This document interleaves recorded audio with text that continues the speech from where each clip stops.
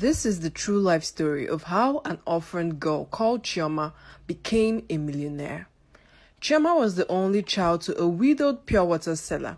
Ever since the night of her father's accident, Chioma and her mother struggled financially, as her mother was a housewife before the death of her father. She was pregnant, and because of the news of her husband's death, she lost the baby because she couldn't bear the trauma of losing her husband. Her mother struggled day after day on the sun selling pure water to be able to fend for herself and her daughter, all to no avail. Chioma dropped out of school to be able to assist her mother in the hawking of pure water, but the struggle was still evident in their lives. One day, Chioma's mother suddenly developed illness from being in the sun too often and was diagnosed with skin cancer.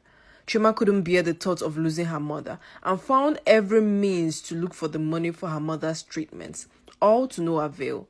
Weeks went by and she couldn't come up with the money for her mother's treatment, and eventually her mother died, leaving Chioma orphaned, alone and to fend for herself.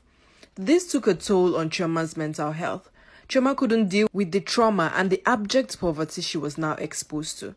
If she was very poor when her mother was alive, now she was extremely poor and unable to even afford a meal a day. She cried and cried every night anytime she met someone to help her with her situation. Either the women looked down on her or the men offered to help her in exchange for her body, which was against her morals. So one night, she went to a bridge and opted to end it all and join her mother, when a Benz person saw her attempting to jump into the water and dragged her back. It was a richly dressed, handsome-looking man. Chioma was crying and asked him to leave her alone as she was tired of her life and didn't want to live anymore. The man was so kind and urged her to share her story, which she did in tears. He listened and introduced himself and told her his name was Deji. He was an entrepreneur and a sales expert. He helped struggling people like her build a stable income online, and he had just the solution to help her with her financial issues. He took her to a restaurant and told her about a company called PromptEarn that pays him in dollars every week. He further explained that even though she wasn't a graduate, she could still do the business, and all it required was her smartphone, her data, and 2 to 3 hours daily.